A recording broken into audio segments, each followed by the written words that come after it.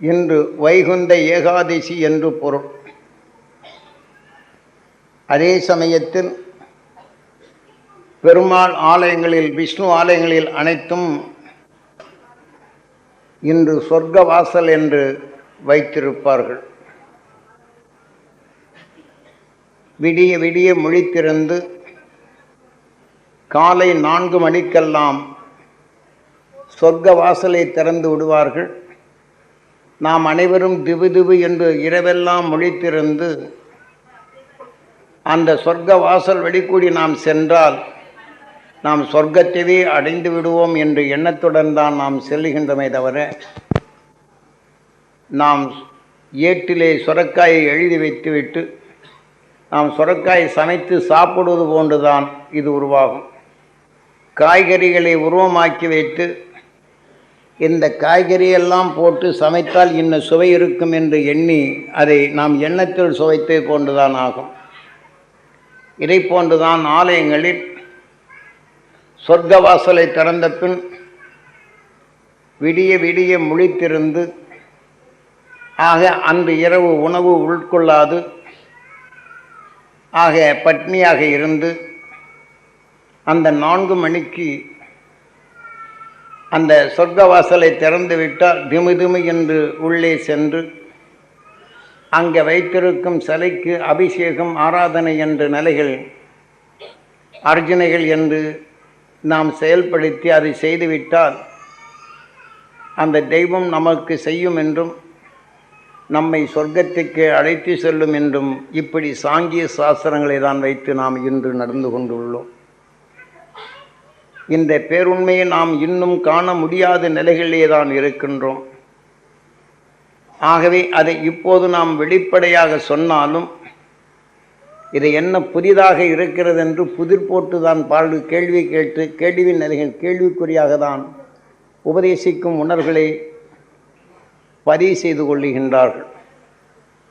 ஆக சொல்வதை கேட்டாலும் புதிதாக இருக்கின்றது, புதிராக இருக்கின்றது என்றும், ஆக நாம் இந்த உண்மையினை நாம் தெரிந்து கொண்டால் இதில் எத்தனை பேர் இதை பெறுவார்கள், இதை பெற்றுக்கொள்வார்கள், இதன் வழியில் நடப்பார்கள் என்று நாம் பிறரை பற்றி தான் இன்றும் நாம் எண்ண தோணுகின்றதை தவிர, நாம் இந்த ஞானிகள் கூறிய வழிகளில் நாமும் பெறுவோம், நம்மை சார்ந்தோரும் பெறச் செய்வோம், அனைவரும் பெறுவர் என்ற இந்த உணர்வுகளை நமக்குள் இன்னும் வளரவில்லை. காரணம், எவ்வளவு பெரிய உண்மையை, ஏனென்றால் மண்ணுக்குள் மறைந்தது போன்று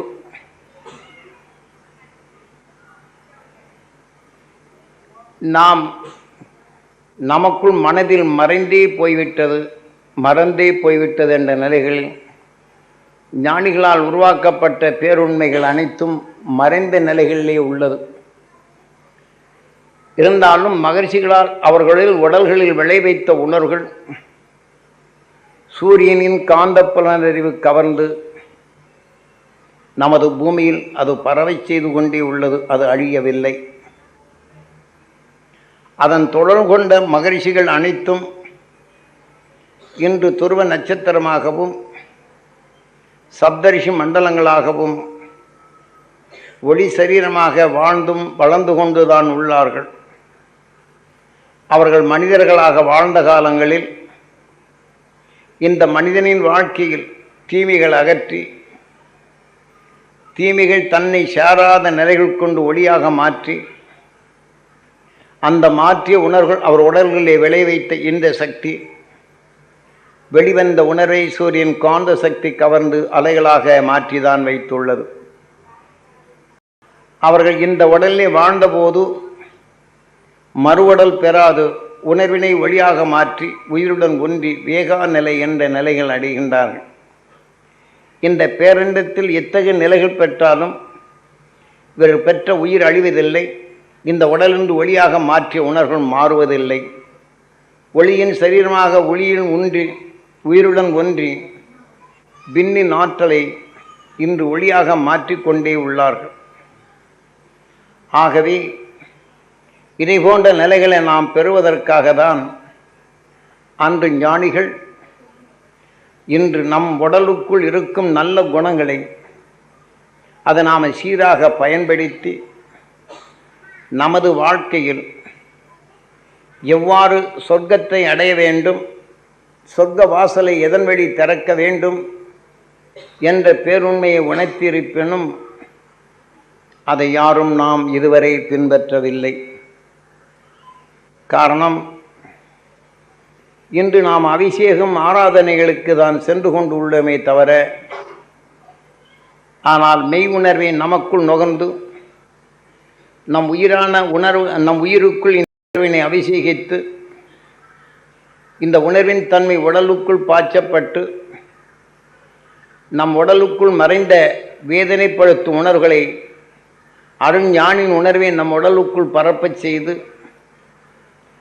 அதை ஆராதனையாக்கி நம் உடலுக்குள் இருக்கும் நல்ல அணுக்களுக்கு அருஞானின் உணர்வை உணவாக கொடுத்து அதை நாம் வளர்க்கச் செய்வதற்குத்தான் இந்த ஆலயங்களில் சொர்க்க வாசல் என்ற நிலைகளை உருவாக்கியுள்ளார்கள். நமக்குள் இருக்கும் நல்ல குணங்களை நாம் எப்படி காக்க வேண்டும் என்று தெளிவாக கூறப்பட்டுள்ளது. நமது மூக்கு நாம் முதல் வழி, நேர் வழி. நாம் இந்த மூக்கின் வழி கொண்டுதான் நாம் கண்கொண்டு பார்க்கும் உணர்வுகளை சுவாசிக்கின்றோம்.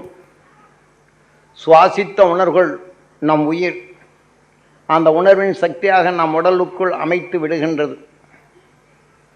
ஆக எந்த குணத்தை நாம் எண்ணுகின்றோமோ அந்த குணத்தின் அணுவாக நம் உடலில் விளைந்து விட்டால் அந்த குணத்தின் சத்தவே காற்றில் கலந்தொழுப்பதை நுகர்ந்து நாம் சுவாசத்தின் வழிகூடி நுகர்ந்து தன் உடலுக்குள் அது கவர்ந்து தன்னை வளர்த்து கொள்ளும். நாம் எந்த குணத்தை நாம் எடுத்தோமோ அந்த குணத்தை நாம் சுவாசிக்கும் போது, உயிரிலே படும்போது அந்த உணர்வின் சத்தை நாம் அறிய முடிகின்றது, உணர முடிகின்றது. ஆனால் அந்த உணர்ச்சிகள் நம் உடலிலே இயக்கி அதற்கு தக்கவாறு நம் உடல்களை இயக்கிக் கொண்டே உள்ளது என்ற நிலையை நாம் தெளிவாக தெரிந்து அதை நாம் அறிந்து நாம் சொர்க்க வாசல் என்ற நிலை இங்கே தெளிவாக்கப்படுகின்றது. இரவு முழுதும் நம்மை நாம் அறிவதற்காக கடந்த காலங்களில் ஞானிகளால் ஒவ்வொரு மனிதனும் தன்னை அறிந்து கொள்வதற்கு பரமபதம் என்று ஒரு சீட்டினை வைத்து கீழே தாயக்கட்டைகளை உருட்டப்படும் போது நாய், நரி என்று, பன்றி என்றும், பாம்பு என்றும் இந்த உணர்வின் தன்மையை காட்டுவார்கள். இதன் வழிகளில் நாம் வளர்ச்சி பெற்று இந்த தாயக்கட்டைகளை அகற்றப்படும் போது முதல்ல 2 படி கொண்ட ஏணி வைத்து அடுத்த கட்டத்திற்கு தாவிவிடும். அதன் அழியலில் அடுத்த தாயங்களை உருட்டப்படும் போது அதை காட்டிலும் 4 படிகளில் ஏற்றிவிடும். ஆக அந்த 4 படிகளில் இந்த தாயக்கட்டை உருட்டுவோர்கள் நாம் படியேறி வந்துவிட்டேன், 4வது படை வந்துவிட்டேன் என்று இவர்கள் மகிழ்ச்சி பெறுவார்கள். இருப்பினும் அது அடுத்த தாயம், ஒரு தாயம் அது தவறி விழுந்துவிட்டால் அடுத்து பாம்பின் கட்டத்தில் போய் நிற்கும். அதன் வாயுக்குள் நின்ற பின் அது நேராக கீழே கொண்டு வந்து இறக்கிவிடும். இந்த விஷத்தின் தன்மை கொண்டு இப்போ நாம் மனிதர்களுக்கு நாம் எத்தனையோ நல்ல பண்புகள் செய்து வந்தாலும் பிறருடைய வேதனையும் கஷ்டத்தையும் நாம் நுகர்ந்தவென்றால் நாம் எத்தனையோ கோடி சரீரங்களில் நாம் அதை தீமைகளை வென்று இன்று மனிதனாக உருவெற்ற நாம் நமது வாழ்க்கையில் பண்பும் அன்பு கொண்டு நாம் வளர்ந்தாலும் பிறரை காக்க வேண்டுமென்ற பிறருடைய வேதனை நுகர்ந்தோம் என்றால் அந்த உணர்வுகள் நமக்குள் பட்டு நம் உடலை அழகாக வைத்ததும் மகிழ்ச்சி பெற செய்த இந்த உணர்வுகள், இந்த வேதனை உணர்வுகள் நமக்குள் கலந்த பின் நம் உடல் நலிய தொடங்கி விடுகின்றது. பின் நம்மளுக்கு மயக்கமே வருகின்றது. அடுத்து நாம் தொழில் செய்வதையும் தொழில் செய்ய முடியாத நிலைகளும் ஏற்படுகின்றது. ஆக இதை போன்று நம்மை கீழே இறக்கி விடுகின்றது. ஆனால் மீண்டும் இந்த தாயக்கட்டை எடுத்து மனபலம் கொண்டு மீண்டும் எப்படி வெற்றி பெற வேண்டும் என்று வலுகொண்டு சேர்த்தாலும் அதன் வழியில் சந்தர்ப்பம் பெரிய ஏணியில் ஏற வைத்து விடுகின்றது. அந்த பெரிய ஏணி எண்ணி பரமபதம் அடையும் இடத்திற்கு அழைத்து சென்ற பின் இன்னும் கொஞ்சம் மகிழ்ச்சி ஏற்படுகின்றது. அதில் சிறிது கவனம் தவறி இந்த தாயை ஓரளவுக்கு தாயக்கட்டை மாற்றி விழுந்துவிட்டால் பெரிய பாம்பின் நிலைகள் போய் சிக்கிவிடுகின்றது. நேர கீழே கொண்டு விடுது, பன்றியின் உடலுக்குள் கீழே போட்டு இருப்பார்கள். இதையெல்லாம் நாம் நமது வாழ்க்கையில் நாம் தவறு செய்யாமலேயே சந்தர்ப்ப வேதங்களால் நுகர்ந்த உணர்வுகள் நம் உடலுக்குள் எப்படி இது மாற்றம் அடைய செய்கிறது என்ற நிலையை தந்தரை அறிய ஞானிகள் இவ்வாறு இதை காவியமாக படைத்து இந்த மனித வாழ்க்கை ஒவ்வொரு நிமிடமும் நாம் தாயக்கட்டை போல நாம் ஆடிக்கொண்டுதான் இருக்கின்றோம் என்ற நிலையை உணர்த்துவதற்குத்தான் இதை வைத்தார்கள். இன்று பரமபதம் சீட்டு எங்கே இருக்கிறதே தெரியாது. முந்தியதெல்லாம் அந்த காலங்கள் வந்துடுச்சுன்னா இதை தன்னை அறிவதற்கு நினைவினை நாம் எப்படி மோட்சலோகம் போக வேண்டும், தீமைகளை அகற்ற வேண்டும் என்று இந்த எண்ணங்களை எடுத்துவிட்டு நான் உயர்ந்த நிலைகள் பெற வேண்டும் என்று கற்றை உருட்டுவார்கள். அதன் வழி ஜெயித்து விட்டால் மனசு சந்தோஷம் வரும். அதன்படி வாழ்க்கையில் நாம் உயர்ந்த எண்ணங்களை எப்படி எண்ண வேண்டும் என்று இந்த இரவு முழுதும் இந்த சொர்க்கவாசல் 4 மணிக்கு இந்த கதவு திறப்பதற்கு முன் இதையெல்லாம் விளையாடி இந்த உணர்வின் தன்மை ஒருமை சேர்ப்பார்கள். ஆக இதை போல அன்றைய மக்கள் நாம் எப்படியெல்லாம் அன்று கல்வி அறிவு இல்லை என்றாலும் அவர்களை நல்வழி படுத்துவதற்கு ஞானிகள் இப்படி ஒரு உபாயங்களை கண்டுபிடித்து அதனை மனிதன் எவ்வாறு தெளிந்த நிலைகள் பெற வேண்டும் என்று இதை செயலாக்கத்திற்கு கொண்டு வந்தார்கள். அப்படி கொண்டு வந்தாலும் அக்காலங்களில் ஒழுக்கத்தையும் நறுநிலையையும் கடைபிடித்து வந்தார்கள். இக்காலத்தில் தாயையை பேயை என்று பேசக்கூடிய நிலைகளையும் நான் சொன்னபடி கேட்கல, நீ ஒழுக்கமாக அனுப்பி நல்ல குழந்தைய நீ வாப்பான்னு நீ ஏன் பெத்த எனக்கு நீ சோறு போடுங்கிற நிலைகள் இன்றைக்கி இருக்கிறோம். குழந்தைகளுடைய நிலைகள் தாயவே நீ ஏன் பெத்தங்கிற நிலைகளில் கேட்கக்கூடிய நிலைகள் என்று உருவெருவிட்டது குழந்தைகளின் உள்ளங்களில். ஏனென்றால் அன்றைய வளர்த்த பண்புகள் அனைத்தும் சீர்கெட்டு விட்டது. விஞ்ஞான அறிவால் இன்று நாம் வீட்டில் அமர்ந்து கொண்டே பல உலகில் என்னென்ன தவறுகள் நடக்கின்றதோ அது படமாக்கி அது ஒளி அலைகளாக அனுப்பப்பட்டு அந்த ஒளிப்பேழைகளில் பதிவாக்கி ஒளி அலைகளாக மாற்றப்படும் போது நாம் இதை பொழுதுபோக்கிற்காக இதை அந்த டிவியை நாம் இயக்கத் தொடங்கினால் அங்கே தகாத காட்சிகளை நாம் வீட்டிலிருந்தே பார்க்கின்றோம். தகாத செயல்களால் அவர்கள் தண்டனை அனுபவித்தார் என்று காட்டினாலும் அதை நமக்குள் இது பதிவான நிலைகளோ இப்படித்தான் நாம் பார்க்க நேரும் உணர்வுகள் விஞ்ஞான அறிவால் நமக்குள் துரித நிலைகள் கொண்டு நம்மை திசை மாற்றி கொள்ளுகின்றது.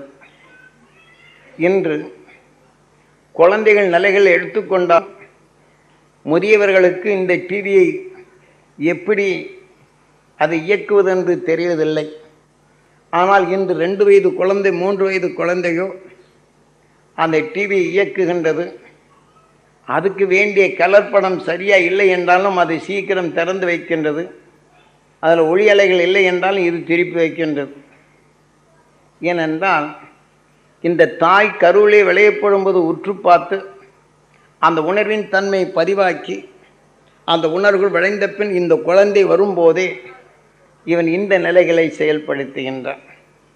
அதே சமயத்தில் டிவியை பார்க்கப்படும் போது தகாத செயல்களும் அவர்ம நிலைகளை செயல்படுத்தும் போது மணிக்கணக்கில் இங்கே உற்று பார்த்து கொண்டு இருக்கின்றோம்.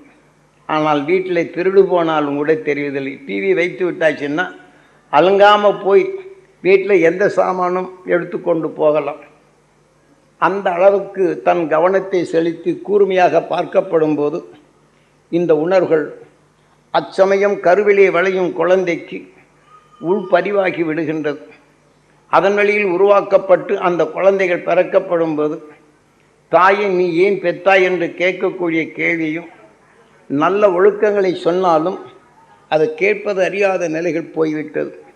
ஏனென்றால் விஞ்ஞான அறிவின் வளர்ச்சியில் அந்த அளவுக்கு நாம் வளர்ந்துள்ளோம். அன்று மெய்ஞானிகள் சாதாரண மக்களும் தன்னறிவை எவ்வாறு பெற வேண்டும் என்ற உணர்வுகளை தெளிவாக்கினார்கள்.